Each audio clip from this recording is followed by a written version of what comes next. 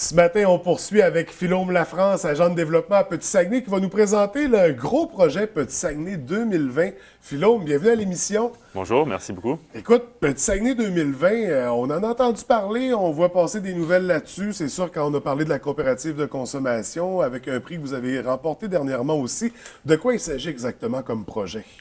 En fait, Petit-Saguenay 2020, c'est une démarche de revitalisation et de diversification.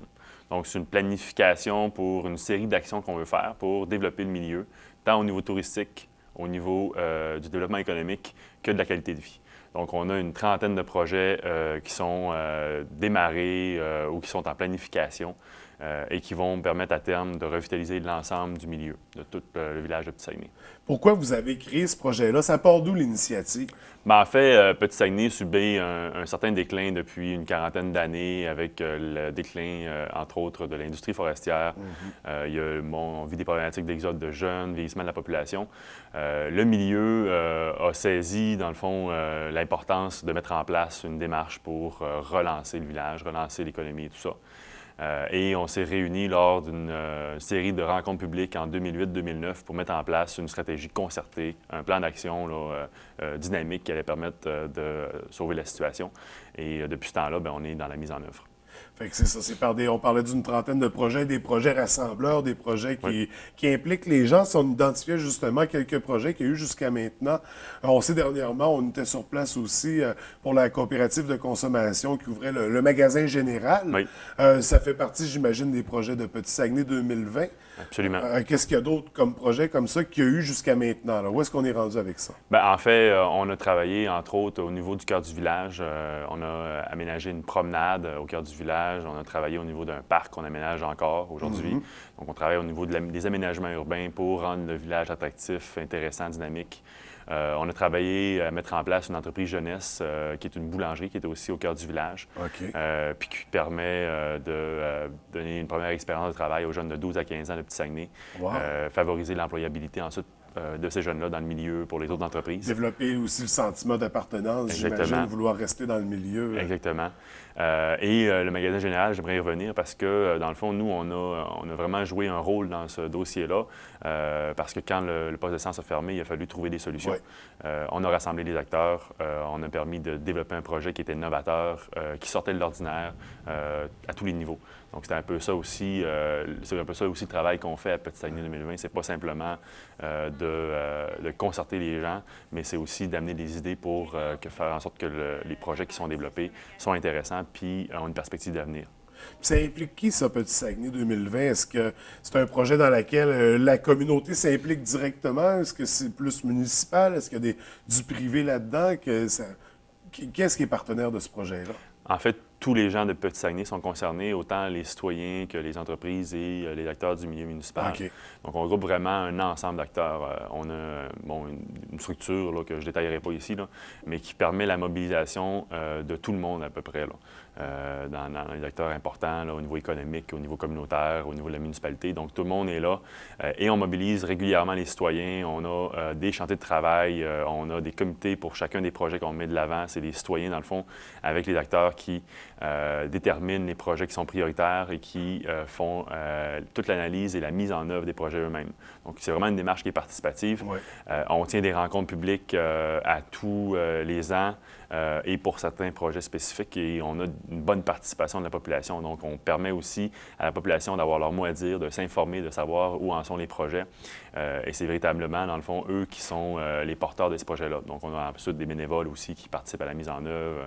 On a vraiment une bonne mobilisation. Je dirais qu'en tout et pour tout, il y a à peu près entre 10 et 20 de la population là, qui est mobilisée autour de ce projet-là de façon régulière. Donc, qui s'implique, donc un projet qui a beaucoup de succès et beaucoup plus de succès qu'on pourrait l'entendre aussi parce que dernièrement, vous avez inscrit votre projet à un concours sur le plan provincial, un concours québécois pour le prix Ruralia 2014. Donc, il y avait jusqu'à 40 000 $ en bourse à remettre. Au-dessus de 150 participations, c'est Petit-Saguenay 2020 qui a remporté le Grand Prix, une bourse de 25 000 $. Félicitations, c'est considérable. Et surtout de savoir que c'est à l'échelle de la province complète, donc avec toutes les participations qu'il y avait. Si on expliquait rapidement le prix Ruralia, de quoi il s'agissait exactement? En fait, le prix Ruralia Desjardins est remis par Solidarité rurale du Québec, qui est une organisation qui regroupe l'ensemble du milieu rural au Québec et qui fait de la représentation auprès du gouvernement, qui travaille pour l'amélioration des milieux ruraux. Ils se sont alliés avec les Caisses Desjardins pour honorer, dans le fond, des initiatives populaires, citoyennes qui changent les milieux. Et c'est cette année, Petit Saguenay 2020, qui a remporté la palme. Oui. Et ce que les gens ont apprécié là, du côté du jury, c'était vraiment la mobilisation puis le regroupement des acteurs, le fait qu'on ait une si grande mobilisation puis qu'il y ait autant d'acteurs concernés. On est très bien accompagné dans notre démarche, autant par les gens de la place, mais aussi par les acteurs régionaux, que ce soit les CLD, SADC, toutes ces organisations-là. Ils sont présents autour de la table, ils sont là pour nous appuyer, ils sont là pour nous aider à monter nos projets puis à assurer, dans le fond, leur faisabilité pour pas qu'on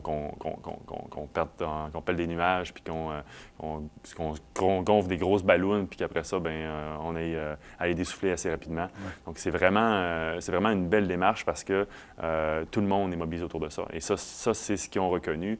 Évidemment, il y a la qualité aussi de nos projets qui a sorti du lot avec la réalisation du magasin général, puis des autres projets qu'on a réussi à faire dans le passé. Oui, puis il y a plein de projets à surveiller aussi qu'on va mentionner, mais pour revenir à la bourse de 25 000 $, est-ce que vous l'associez à un projet déjà existant en cours ou vous partez de ça pour créer un nouveau projet au sein même de Petit Saguenay 2020?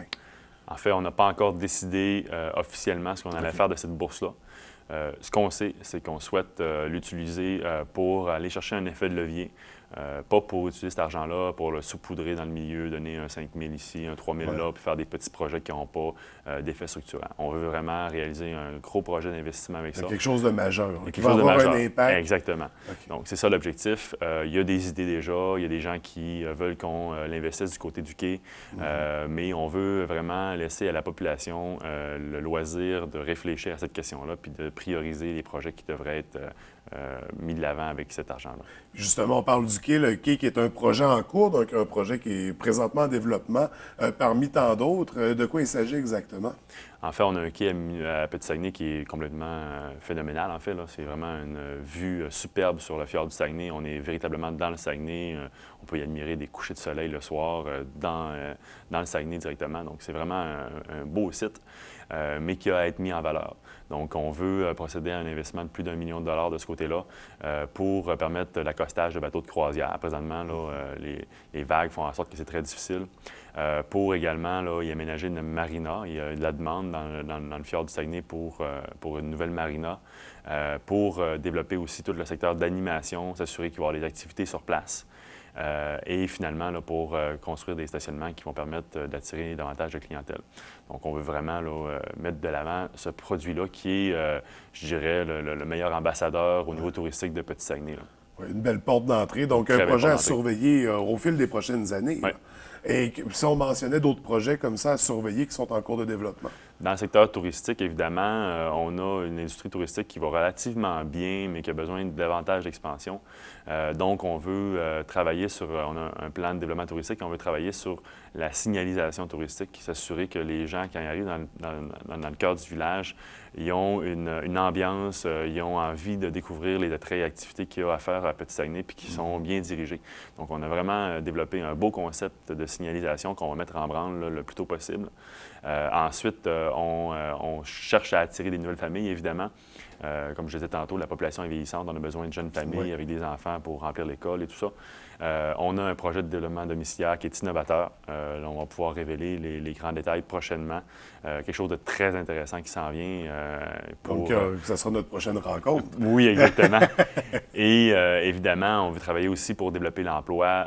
Donc, on s'apprête là, à annoncer des programmes à cet égard-là là, pour le développement des entreprises existantes, puis aussi pour l'établissement de nouvelles entreprises. On va faire de la diversification commerciale et industrielle.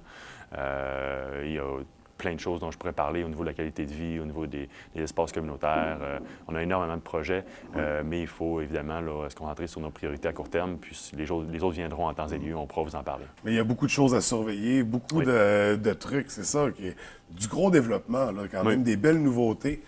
pour revitaliser, pour redonner un sens, je dirais, pour garder notre monde, attirer les jeunes. Fait que c'est des projets très intéressants. Un beau modèle à suivre, Petit-Saguenay. Je pense, j'espère que ça va développer, que ça va être contagieux, que ça va se propager dans d'autres municipalités qui peuvent vivre des problématiques semblables, similaires. Écoute, Philome, on vous souhaite beaucoup de succès dans le développement de ces projets-là. Et là, le prochain à surveiller, le prochain qui va voir le jour, là. Comme ça, est-ce qu'on le connaît déjà? Est-ce qu'on a un truc qui s'en vient pour cet été? Ou... Bien, en fait, on a des choses qui sont dans les cartons. On attend des réponses du financement. Au niveau de la signalisation, au niveau du quai, on va faire des aménagements cet été.